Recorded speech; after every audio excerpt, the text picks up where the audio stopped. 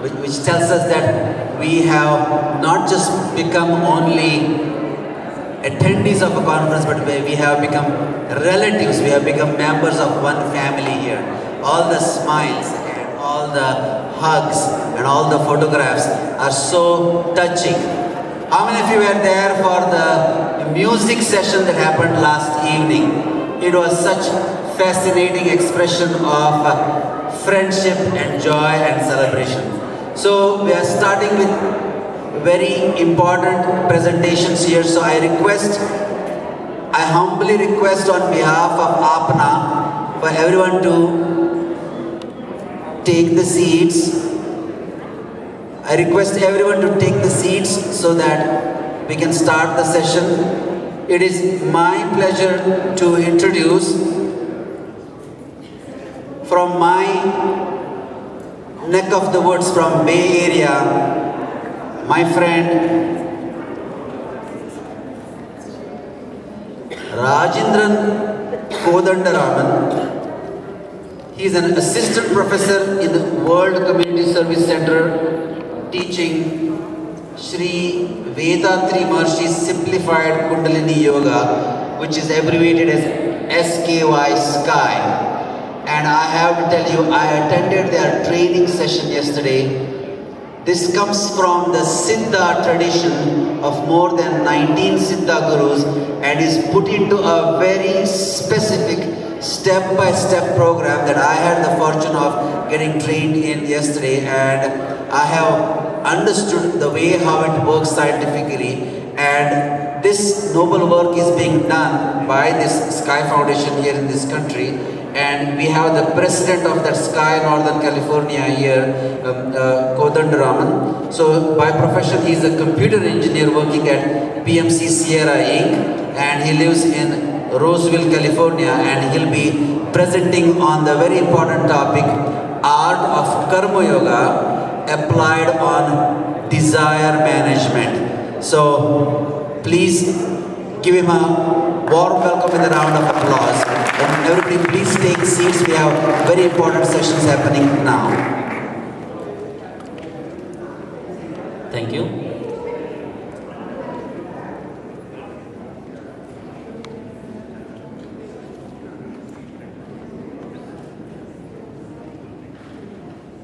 May the whole world enjoy prosperity, happiness, wisdom, and peace.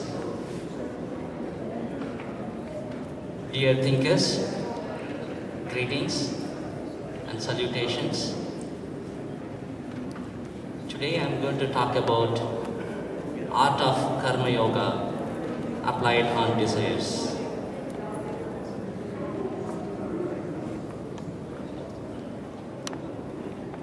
So what is Karma Yoga?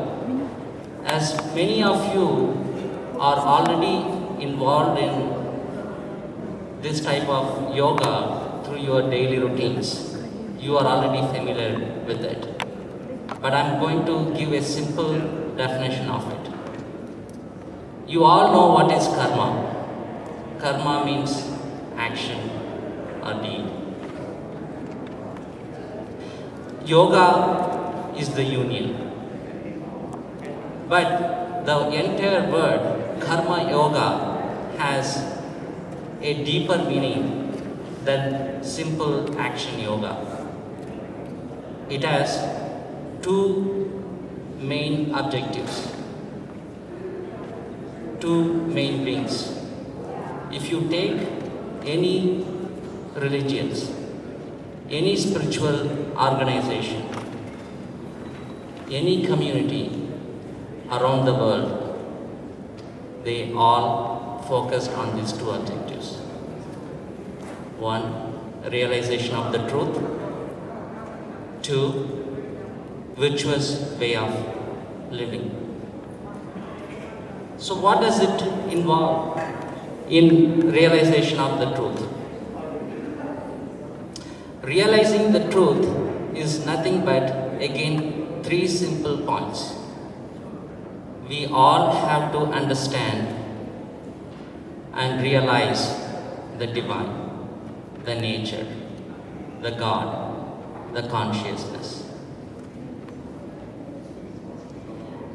As part of that, we also have to understand the law of natures. The primary one is the unfailing law of cause and effect. And also, we have to feel and give our gratitude to the nature as well as to all the living beings. Not only just the humans, as well as all the existence that have taken a form from the formless.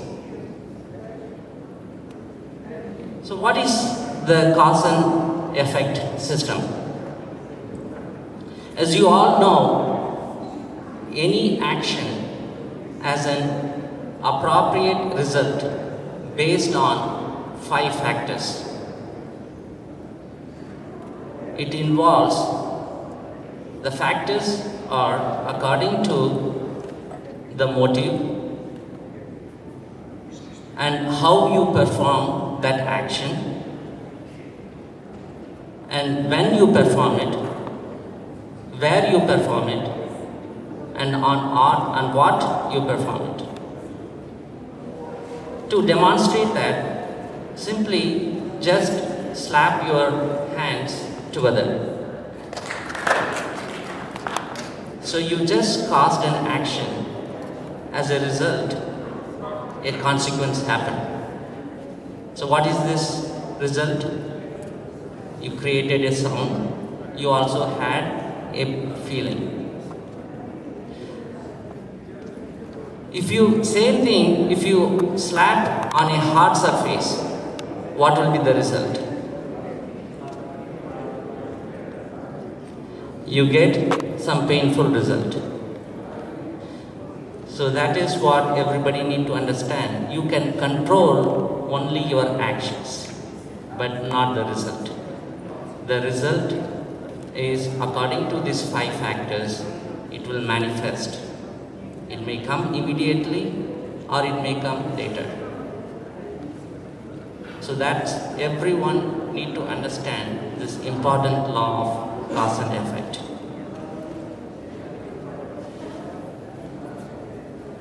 Virtues. What is the virtuous way of life? Again, 3 simple points we have to remember. First one is the morality, duty, and charity. Let's see what the morality means. Morality is nothing but living in a non-violent way. That is nothing but any action that you do, make sure it does not harm physically or mentally to the self or others at present or in the future. And you be aware of this, you be cognizant of this. In addition to the law of cause and effect, you can moralize all your actions. And as a result, we can maneuver the 6 temperaments that we have acquired as part of the evolutionary process. I will tell what those 6 temperaments in a while.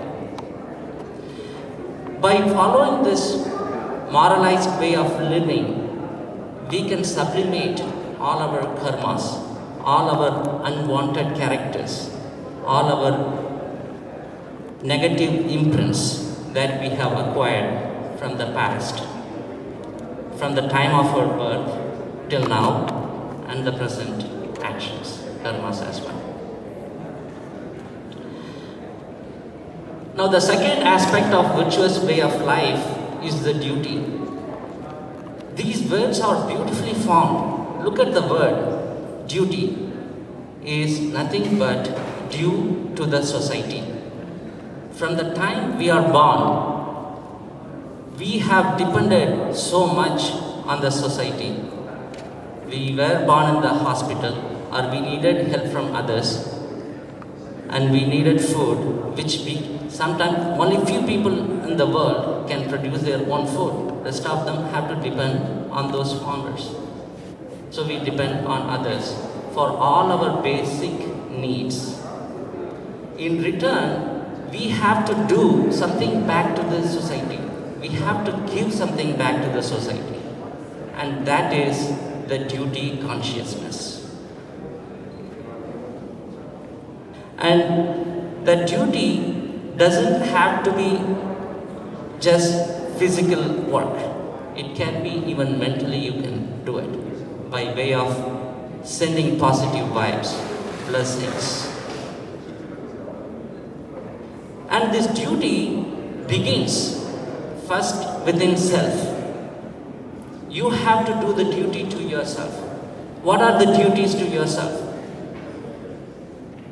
The first and foremost important duty to yourself is to take care of your health. Do the daily practices, sadhanas, exercises, eat well, and do some meditation practices. Those are the duty that you have to do to yourself so that you can be effective and help others. Otherwise, if you are not well, you depend on others and you become a burden to the society again. After taking care of yourself, then you take care of your immediate family members. Then you slowly expand to the local community where you live, to the relatives, and to the places where you go, and to the whole world.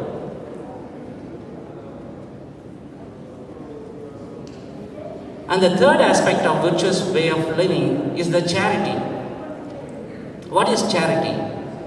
Not everybody can do their duty and give back to the society. For example, the children. Until they grow to a certain age, they still depend on others. We have to help them. Again, to the older people, elderly people. Again, to the ill people. I know most of you are health professionals. You are doing your charity already. Continue to do that. Now, what are the actions that we do? We perform our actions in 3 different ways. First one is mental way, which is nothing but thoughts. Then verbal way, which is words. And then physical way, which is through physical actions, physical work. Now, desire is one of the actions that can manifest through one of these 3 different ways. So desires is the root force of all the actions. Now let us understand what is desire. There is a misconception that desires are always causing miseries. But the truth is, desires are a natural process. If you see the divinity taking these forms is itself a desire. It had the desire to come and enjoy and experience the worldly existences. So as a result, it had the desires, and it is a natural process of living. In order to live, we need 3 different concepts. We need survival, we need to survive, we need to enjoy, and at the same time we need to get enlightened. So the desires are an effort to meet these 3 objectives. And in order to understand, even have a deeper understanding of the desires, first let's understand the mind. Mind has actually 10 stages, and every living being has mind. The first stage of the mind is the sensation. As a part of living, we all have sensations. Examples are feeling hunger is a sensation. Having the need to excrete the waste is a sensation. And when these sensation arises as part of the natural process, as long as we live, we will have these sensations. As long as these sensations arise, then there comes a need for that. Need to fulfill those sensations, those feelings. And as a result of the need, we have to make an effort to fulfill this. A zeal arises. So when you are hungry, you recognize the need for food, then you make an effort to either go make or buy or do something to fulfill that hunger. And as a result, you perform an action. That is, you go do something to eat. And as a result of that action, you get a result. That is, your hunger is